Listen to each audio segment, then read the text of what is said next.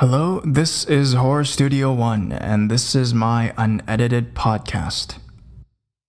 Hello guys, this is Horror Studio 1 coming to you once again with the unedited podcast. So, before starting anything, I want to say, Merry Christmas everybody. It is the day of Christmas Eve. So, how's everyone doing? How was your Secret Santa? Did you kiss anyone under the mistletoe? Did you get someone anything crazy, too expensive, or just garbage? I just recently did a Secret Santa with my friends. I got my friend a card that says, I will save you time, and then whoever gets that card, I'll buy them a $50 coupon for Uber. So, yeah, I think time is something that it's not tangible. It's something you cannot touch, but it's something I got my friends, so I'm pretty proud of myself. How was your Christmas doing? Put it in the comments below. So, what we talked about earlier, if you guys remember correctly, about 2 weeks ago, I would say, or 11 days ago, I was actually in Arizona, because as you guys know, I am from Canada, but I went to Arizona, to the city of Sedona for a trip, for some vacation time, and also some time to explore some supernatural happenings. I went on a vortex tour there, which is basically like a spiritual tour that takes you into like your own spiritual realm, and you have a better understanding and better contact with your own subconscious. Aside from that, I also went on a UFO tour for my birthday, actually. So the day of my birthday, I went on the tour, and I got to experience many things, which I will be talking to you guys about, and also I'll be showing you guys today. So I'm going to break a rule here for the unedited podcast. For you guys who don't know what the unedited podcast is, basically it's a podcast where I don't edit out anything. I just go straight down, but today I'm going to have to edit in some photos and videos at the very end of the video. So if you guys get through this video, or if you guys want to just go through that part, please don't, but, you know, if you guys do want to, I will, have that in this video as well, so you guys can take a look for yourselves, the evidence of a UFO, and, I did have a UFO encounter. I know you guys are saying, what? HS1, did you fuck up your head? Are you, on drugs? Are you on Molly or something? Yeah, I know, it's kind of unbelievable. There's a lot of skeptics in the world. If you're like someone not even from the States, like you're like an Asian country person or something, you're like, what? Aliens? Like, it's so, the government has made it out to be so bizarre and insane and crazy that, what, you saw a UFO? It's like, you're like a guy from the mental asylum or something. It's like, it's that level of absurdity, you know? But in reality, I did have some, some contact. I will tell you guys a bit about the experience itself, the whole story behind it, and also show some evidence as well to what I'm talking about. So I'll start from the beginning. I went to Arizona to celebrate my birthday, have a break and stuff as well. And I was going there, you know, with a friend of mine, and then we were both kind of interested in like the spiritual stuff. So basically, we did the vortex tour where we open up our spirituality. Now, the whole city of Sedona is actually very much known for its paranormal spiritual element. If you guys don't know, basically it's a whole city where the rocks themselves are not covered by any grass. The rocks themselves have very spiritual places and zones that you can go to. There's the infamous Bradshaw Ranch that also exists up there, where individuals have deemed it as like a portal to another dimension and another universe, if you will. And I've seen various paranormal, otherworldly, you know, Chewbacca, or what's that thing called? The Bigfoot kind of, a Sasquatch kind of, Chewbacca, a Sasquatch kind of encounters there as well. So, there's all that crazy stuff going on in the Bradshaw Ranch and in the whole community in general. I mean, if you just go into that little town, you would basically see like advertisements for like psychic readings. It's like a tourist attraction, a really big one for this specific topic. So if you guys are interested, definitely go for a visit if you have time. So I went, and I wanted to experience it. You know, I traveled all the way through the desert just to go to that little town to experience this. I got my UFO guide, which was actually a very famous guide in the area. Excuse me. Someone with extremely good reviews. Okay, online. We found her through like a medium that had like a store in that area, and then she took us on a journey.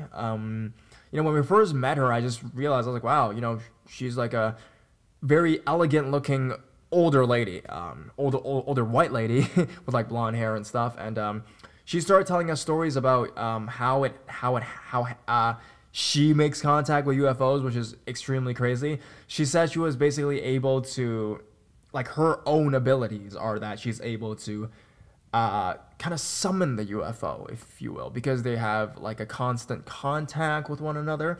She actually works in that department to help the UFOs do things on this Earth, because her constellation is some kind of constellation in the sky. Now, I won't get into details.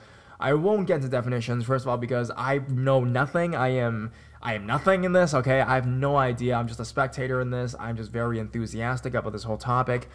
And I won't go into details, and I don't remember, to be honest. But she's basically working for those UFOs, and they have this kind of spiritual connection. It has to do with her spirit guide, and how that is in the sky as well, and she can make them appear and disappear.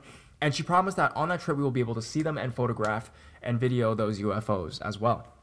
So she showed us various pictures about from orbs, UFO orbs, to fairies, to, like, these are photos that she had, to like lights in the sky, to paranormal, like mist of ghosts and stuff like that. And she was basically showing us little orbs on these photographs that look actually like the spots you would see in, like, let's say a ghost photo or something. And I asked her, I was like, so what are these supposed to be? And she was like, these are the UFOs, these are the UFOs. And I was like, how are these UFOs? The size of these little orb things are like the size of, let's say, a tennis ball, if you will, like a floating tennis ball. But then she says that because we live in alternate dimensions, like our dimension is a certain dimension, and the dimension in which the UFOs and the extraterrestrials exist is another dimension.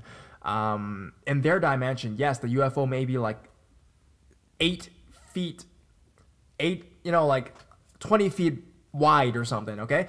But in our dimension, when we photograph something like that, when it's right there, the camera itself is unable to project that visual to us in the photograph itself. And thus, that huge, massive UFO of otherworldly entity becomes something so small, like a little orb.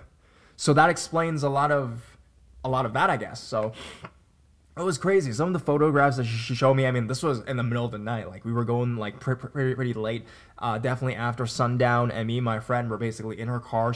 We didn't have a car when we were traveling in Sedona, which really sucks. Go get a car if you ever go travel there. But she drove us out to her house, which is by the mountains. We were supposed to go up this little mountain place to actually be able to see these UFOs. And then she showed us these photographs of these, like, different things, and there was like the orb of the UFO that apparently is the UFO, and also there was like another orb with like a face, and she's like, if you look closely, it's like the face of a gray alien, and that is the gray alien. Like, but I was like, that doesn't make sense. Why would the gray alien be outside of the UFO? And she didn't really concisely answer that, or I didn't understand it. Basically, that UFO held that gray alien, but they were somehow both projected inside that photograph. I guess it's because that in that other dimension there was no way to represent that in our dimension except that in that form. I don't know, this sounds really strange. I know I'm trying my best to describe it here, but yeah, we saw a bunch of photographs. There was one where we were able to kind of see the lights of the UFO and heard some of its sound, which sounds like, it's a really creepy ass sound of a UFO. Like, she had a video, it was all black, but there was just the audio of it. It was like,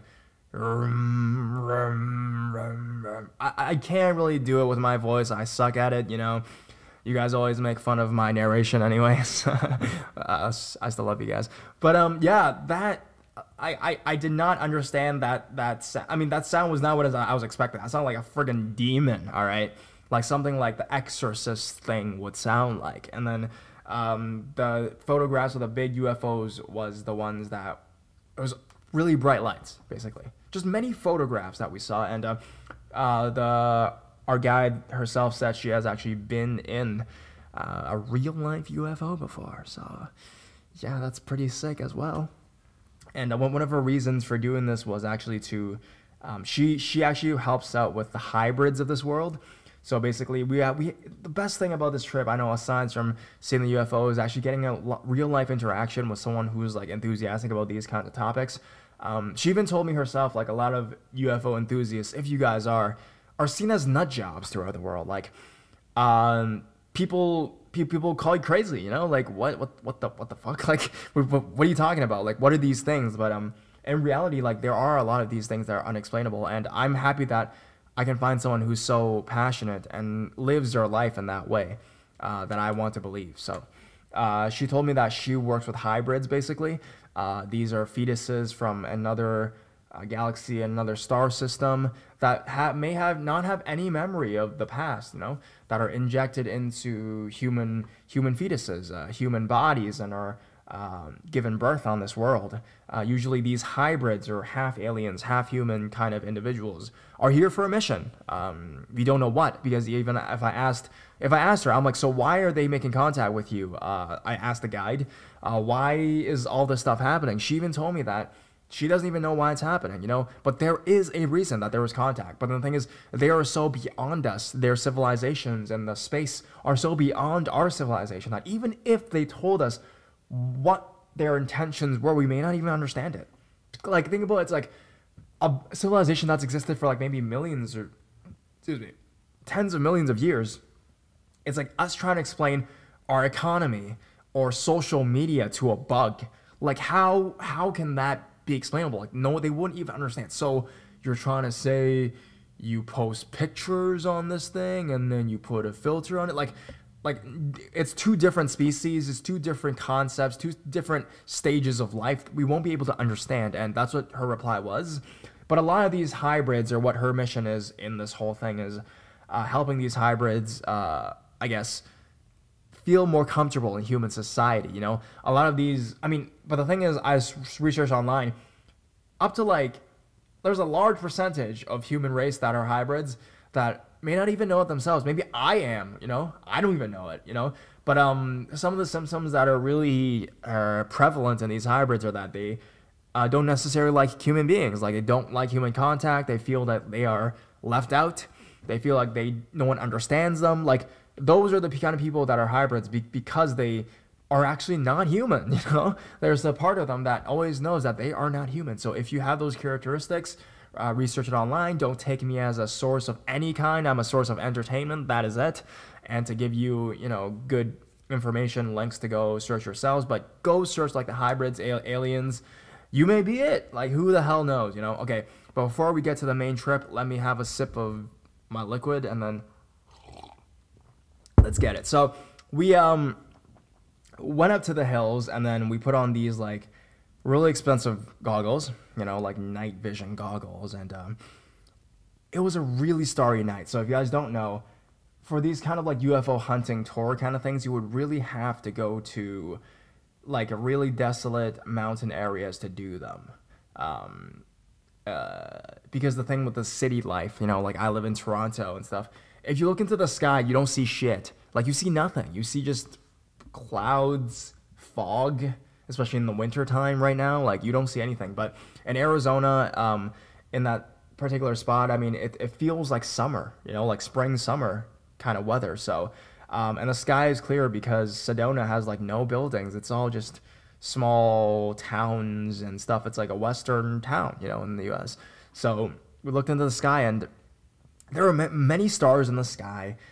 There was an airport nearby, meaning there would be airplanes and stuff like that. So as you're looking in the sky, my guide tells me, so one thing you differ for each of these things is if you see something that kind of has lights on them and is moving somewhat, different kind of lights, blinking lights even, that is obviously a airplane. If you see some star, you think it's a star. But the thing to differ between a star and a UFO is that a star doesn't move. Oh, sorry, I mean, I forgot. A star does move. Because as we're looking at the sky, basically what happens is the star is rotating, the Earth is rotating. And thus, if you look at a star, let's say at one point right now, and you try to pinpoint that exact star, because we had lasers with us as well. So we were able to laser pinpoint each of the dots, stars, constellations that were out there.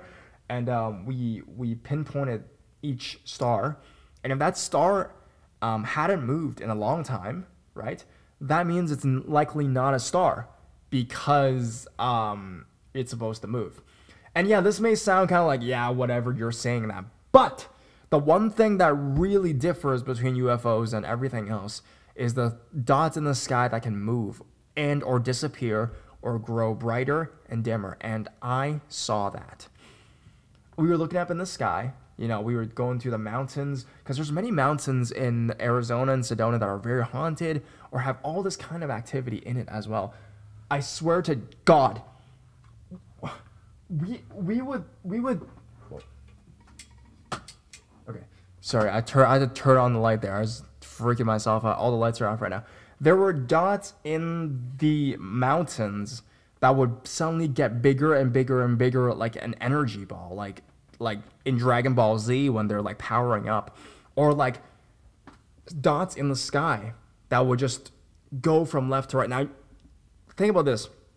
I know if you just look at this like stars in the sky with your naked eye, you would think that it's hard to see that kind of stuff. But we were wearing these like really expensive military like kind of goggles that they provide, so we really saw these dots go from one point to the other, and then they would suddenly disappear, or that they would follow like a pattern, like one after the other, or that we would see them and then they would like kind of waver and notice us. Like, it was really crazy.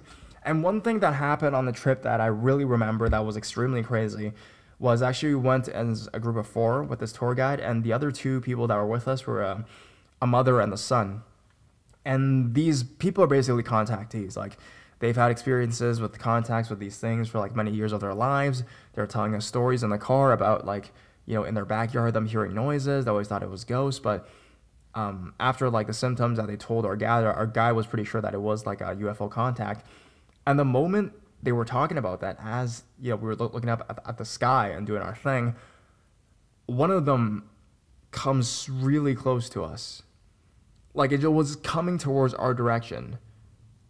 And then my guide said she had that feeling, like she looked up and saw this thing, this dot coming close to land, like it was coming close. I mean, we're just seeing orbs and lights here because these things are quite far away, but they're landing on mountains, really. And she said that that was like a sign that was like, yeah, hey, you're right.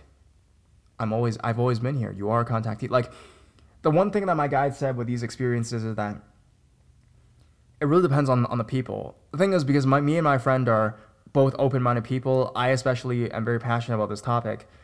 The people that we're with were contactees. Like, our whole group was like an integrated group of believers. Like, we were believers on this whole topic. We weren't like some, you know, whatever people, like skeptics. Oh yeah, it's bullshit. Oh yeah, yeah. Like, we're not like those kinds of people. They were willing to make contact with us, and that's a very important thing. So after that, it was quite insane. Like, we really saw in one of the mountains that our guy pointed out with a laser. It was a mountains where it's supposed to be like many disappearances, or like it was supposed to be a UFO base, and we saw lights going down, like, cause if these things are stars, they shouldn't be able to move that fast. They were moving as fast as like an airplane, but there was no lights. Like, it was just one dot of a thing. They would go lower and lower into the, like, that mountain part of the cliff, like the top of that mountain, and sink, and then it would just disappear. Not behind the mountain. It would be like going into the mountain. So apparently, yeah, that is where the UFO base was.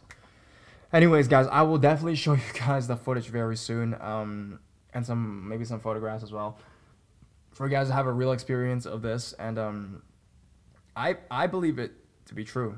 You know, maybe it's because I want it to be true. You know, always been interested in this kind of stuff, anyways, right? So, yeah, that was just what I experienced going on a UFO tour. I actually did see a UFO on my birthday. That was insane, you know. Anyways, guys, I hope you guys enjoy the clip I'm going to show you guys, and yeah, never stop believing. So we got some good film tonight here. Right there he is. So he was higher in the sky, and we've been watching him. He's now practically on the video here. It looks like he's on the mountain. He's doing the propulsion thing. Way, yeah. Yeah, he's right beside the laser. So take your laser a little over to the right. Just, yeah, there you go. And let's just watch and see what he does. He's either going to disappear at this point or go into the mountain. One way or another, he's going to be gone. Unless he decides to sit there for a minute or two, which is not unheard of. But he was on the move. We all looked at him, what, maybe 3 minutes ago? Yeah.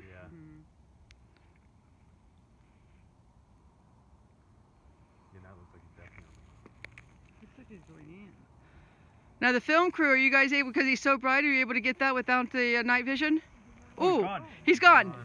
Everybody got to see. Yeah, SedonaUFO.com, making contact in the desert with Anita Owens. Now that rocks.